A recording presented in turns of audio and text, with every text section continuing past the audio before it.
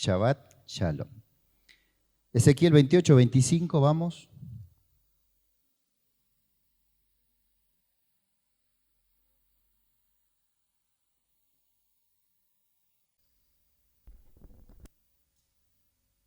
Así dice Yahvé, nuestro Dios: cuando yo reúna a la casa de Israel dispersa entre las naciones en las que se encuentran diseminados, yo seré santificado a la vista de todas las naciones.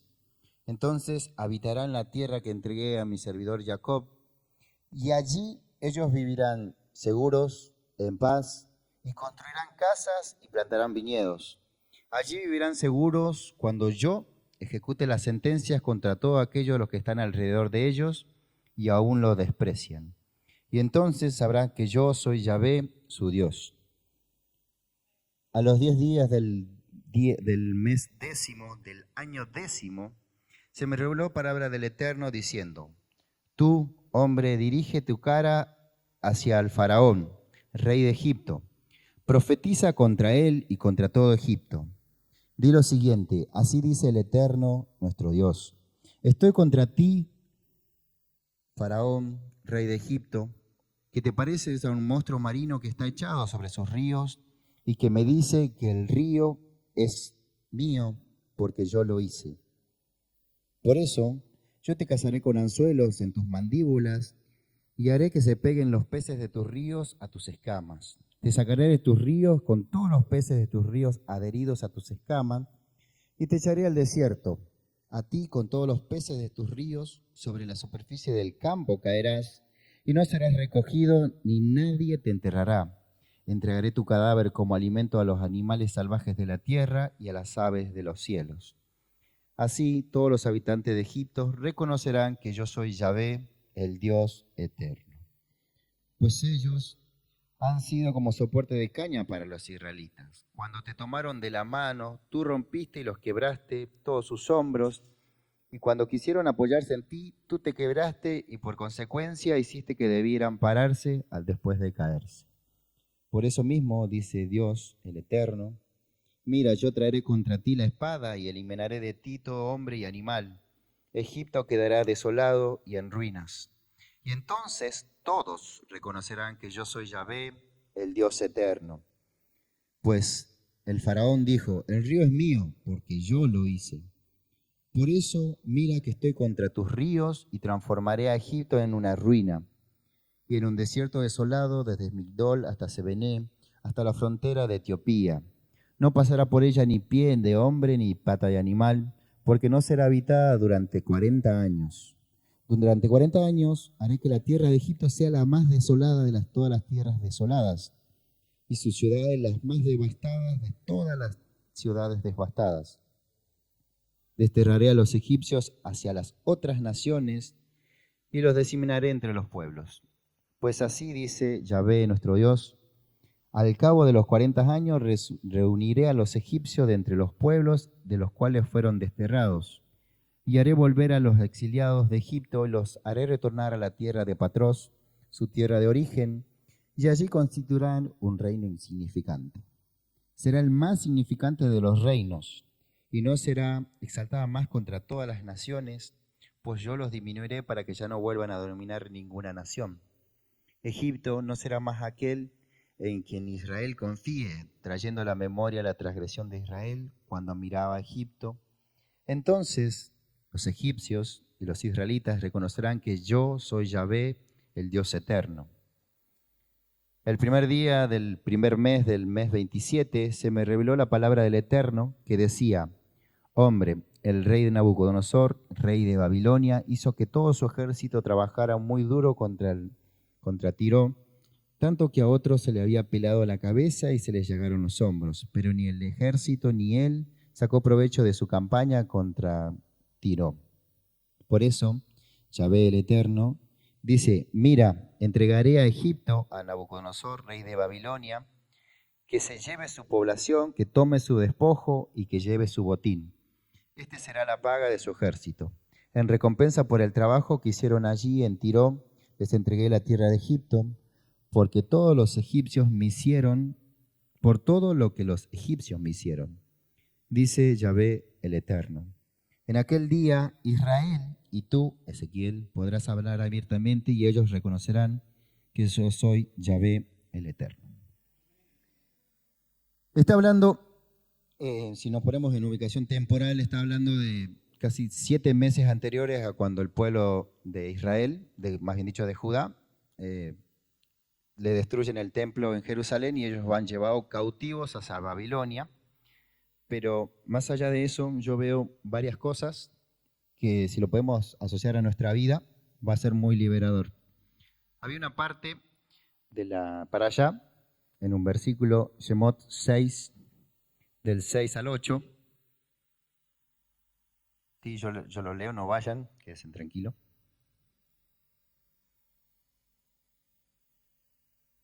Hay 4 verbos. Yahvé, el Dios. Sí, Yahvé le dijo a Moisés que yo soy Yahvé y lo sacaré de la opresión de Egipto. Los salvaré y libraré de la esclavitud, los redimiré con brazo extendido y con grandes actos de justicias, y lo tomaré como pueblo mío, y yo seré su Dios, y ellos serán mi pueblo.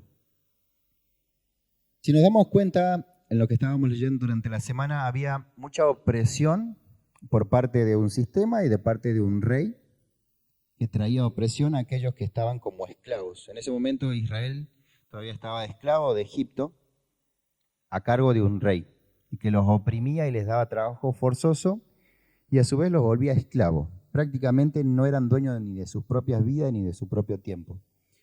Y por lo tanto hacían lo que ese rey les mandaba. Pero todo lo que hacían no era para bien de ellos, sino que los perjudicaba y ellos mismos se sometían a eso, se sometían a esa opresión porque habían desobedecido en algún momento y aún así el Eterno tenía preparado algo. 4 verbos, dice, los sacaré de debajo de la opresión de Egipto, los libraré de la esclavitud, los redimiré con brazo extendido y con grandes juicios, y los tomaré como pueblo mío. Y hoy, ¿de qué nos tiene que librar? ¿De qué nos tiene que sacar el Eterno? ¿De qué nos tiene que redimir? De 3 cosas que lo vemos desarrollado en la conexión que acabo de decir. La primera de ello es el orgullo, la soberbia y la avaricia. Son 3 cosas que pueden llegar a la perdición de cada persona. Si una persona se vuelve esclavo del orgullo, se va a hacer daño a la larga y va a hacer daño a los que rodean a los demás, o sea, a los demás que lo rodean. Y si es soberbio, no va a escuchar consejo, por lo tanto va a hacer lo que quiera o lo que ese rey le mande, aun cuando se perjudique a sí mismo. Y traigámoslo a la actualidad. ¿Cuántas personas, como habían dicho, si nosotros mismos en algún momento fuimos esclavos de esas manifestaciones? A mí me encanta mucho cuando el rey, el faraón, es confrontado por el Eterno, ¿no? Le dice a través de la palabra de Ezequiel que lo que él se creía como rey, el faraón, no era nada. Imagínense esto. En Egipto había un río que había sido construido por un faraón y eso en ese momento daba de alguna manera vida. En ese momento la economía estaba sostenida a través de lo agropecuario y lo ganadero. Entonces, ¿cuál era el orgullo del faraón al decir que yo hice el río? Que en sí se estaba diciendo que como tenía el río y el río le daba agua y con eso podía hacer siembra y podía dar de comer animales y podía ganar plata y a su vez generar poder y dominar a los demás pueblos, no lo necesitaba, no necesitaba a Dios ni a las lluvias. Entonces, llevado por el orgullo y la soberbia, decía directamente que él podía vivir tranquilo, porque lo que él había construido le hacía vivir de la manera que vivía. Y yo lo relacionaba a la actualidad. Por ejemplo, ¿en dónde está puesta tu confianza? A mí el Eterno me decía, ¿en dónde está puesta tu confianza? ¿No? Y en base a eso, me daba cuenta que, por ejemplo, el Eterno acá en esta conexión decía que el rey se parecía como un monstruo dentro del agua. pero que él lo iba a sacar de ese lugar y lo iba a llegar a donde iba a secarse. ¿Recuerdan que el Eterno le dijo que el faraón parecía como un monstruo marino sobre agua y que el Eterno lo iba a sacar como se pesca y no solamente lo iba a sacar a él, sino que lo iba a sacar a los peces? Bueno, está haciendo la alegoría de que es como un monstruo. Nosotros, en nuestra forma de actuar, parecemos un monstruo cuando estamos en nuestra zona de confort, donde dominamos ciertas circunstancias y oprimimos a los demás. ¿Sí? Él se sentía bien, porque el faraón se creía un dios. Se creía un dios que nadie lo podía gobernar, que nadie estaba por sobre él.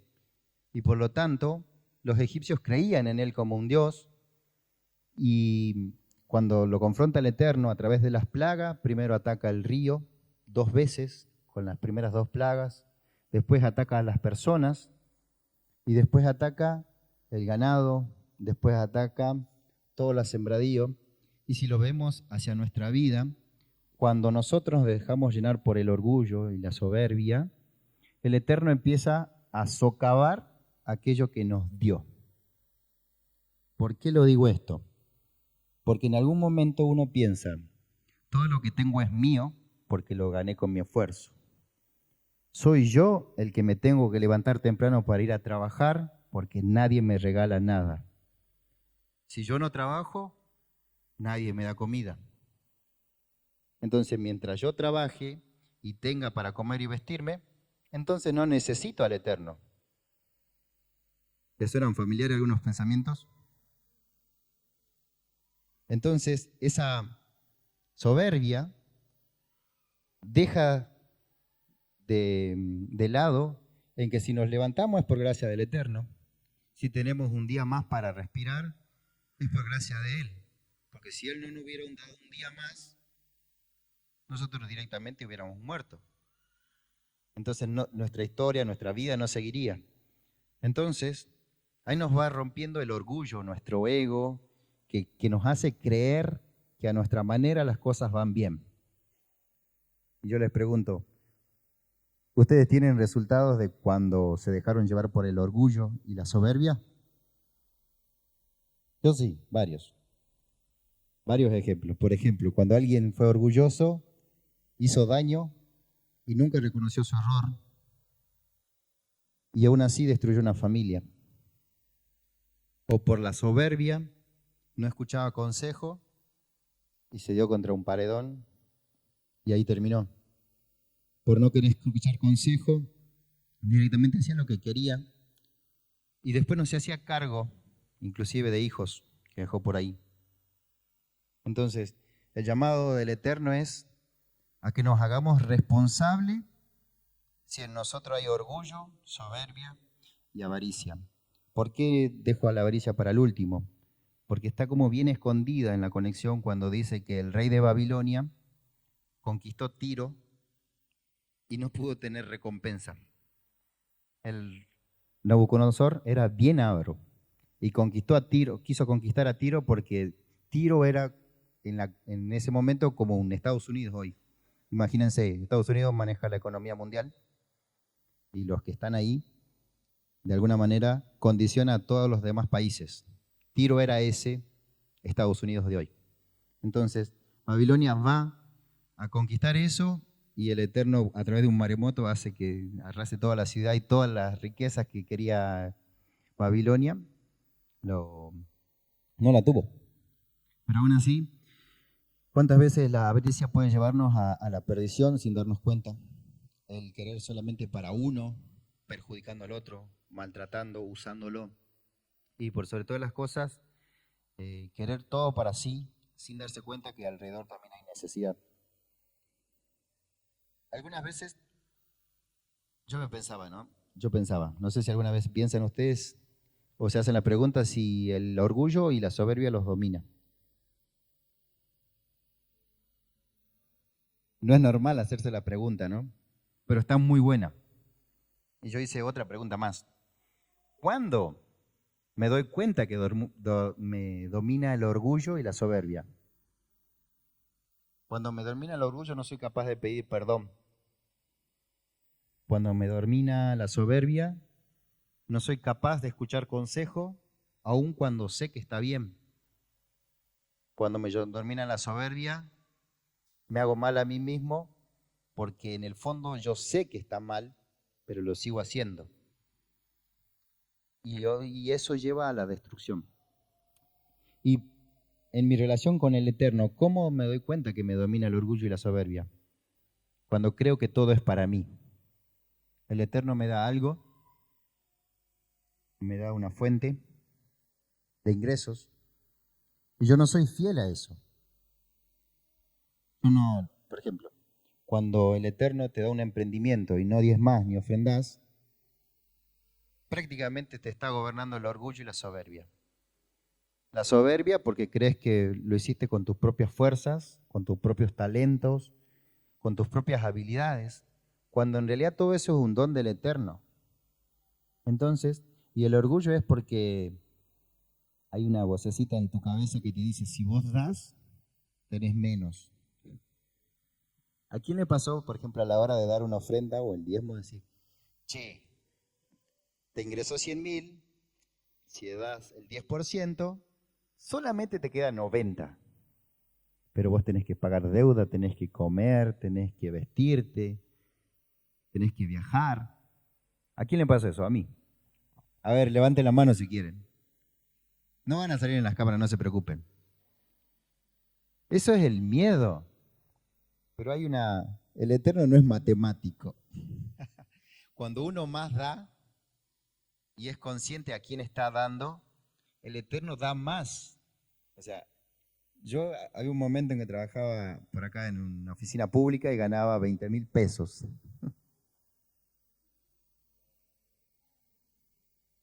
Y entonces, cuestión que daba en conformidad de lo que yo quería recibir en algún momento. Y yo tenía que cubrir alquiler, ropa, comida.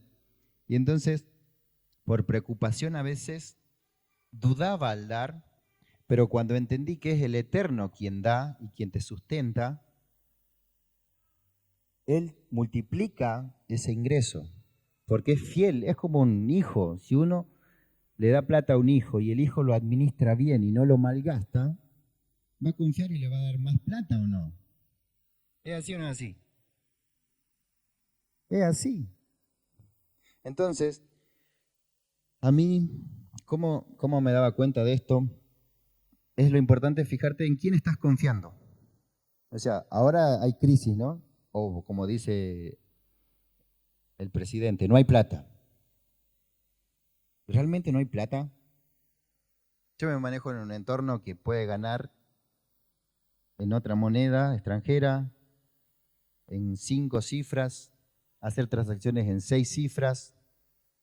Estoy hablando de miles o de 100 miles y en otra moneda. Y la verdad que sí hay plata. Entonces, ¿qué pasa con la gente que no tiene plata? Se cree escasa y muchas veces por no querer dar, no recibe. Yo aprendí cuando daba y cuando sigo dando, que la puerta del dar y el recibir es la misma. No es que la puerta del dar está acá atrás y la puerta del recibir está adentro. Con la misma puerta que uno abre del dar es porque recibió. Entonces, cuando uno más da, confiando en que es el Eterno el proveedor, las puertas se abren. Entonces se abren de tal manera que uno siga recibiendo y dando. Por lo tanto, tienen que tener muy en cuenta en quién están confiando hoy. Y les pregunto a ustedes, ¿están confiando en sus propias fuerzas, en sus propias habilidades, en personas externas, o en que alguien más va a hacer algo que ustedes no quieren hacer ahora?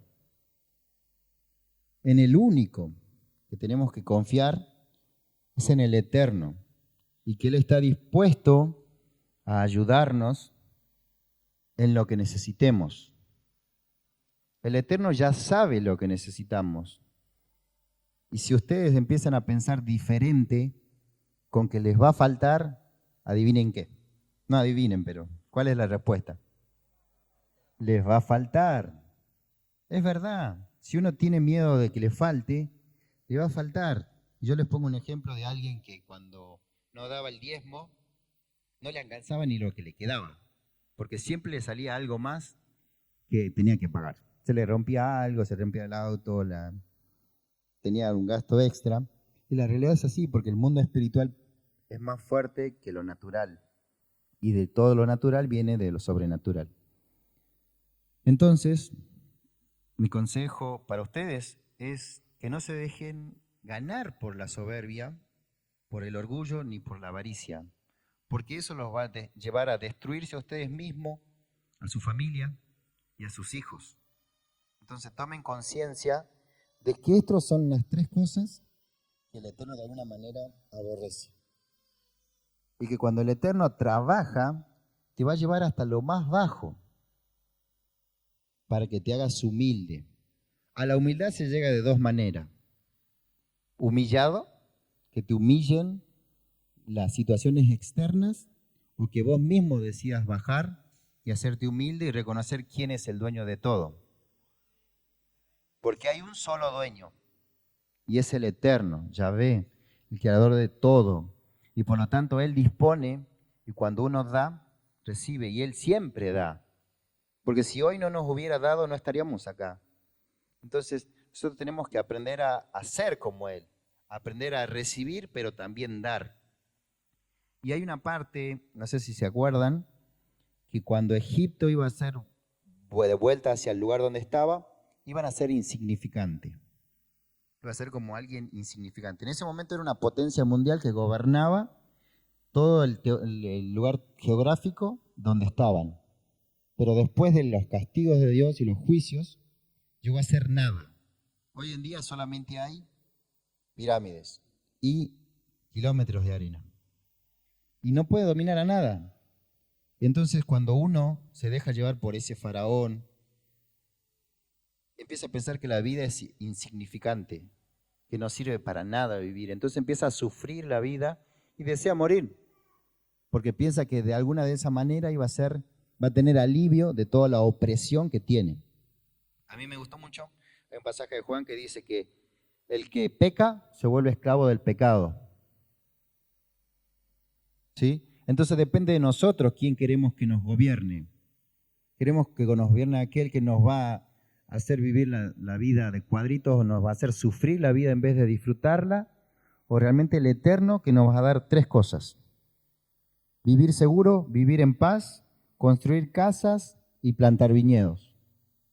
Lo mejor, el mejor tesoro que tenemos nosotros es tener paz. Eso no se puede comprar con plata, pero sí se compra con la presencia del Eterno. Más bien dicho, se adquiere, no se compra porque es el Eterno quien nos da. Y darse cuenta que construir casa y plantar viñedo es prosperidad, pero prosperidad en calidad de vida, no solamente material, sino es yo tengo lo que necesito en el momento que lo necesito. Esa es la mayor abundancia que Dios nos da, es yo tengo lo que necesito en este momento. Y si lo tengo es porque Dios me lo dio. Entonces hay que aprender a ser agradecido con lo que recibimos. Y por sobre todas las cosas, confiar y reconocer que el Eterno, Yahvé, es nuestro proveedor en todo momento. Los bendigo.